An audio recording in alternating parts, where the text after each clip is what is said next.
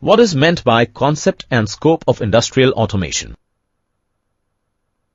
We have seen that in earlier times in industries work was done manually. But nowadays we observe that a lot of manual work is being done by machines. Such a trend in the industries where the manual work is replaced by automated machine is known as industrial automation.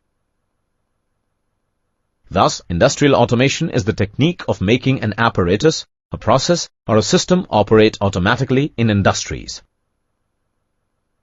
Industrial automation is playing a vital role in controlling the individual machine or even the complete integration of a factory.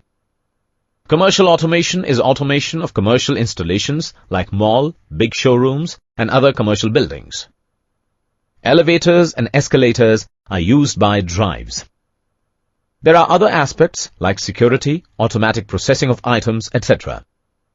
Domestic automation consists of switching off light, fans, ACs inside a house, and other security-related control.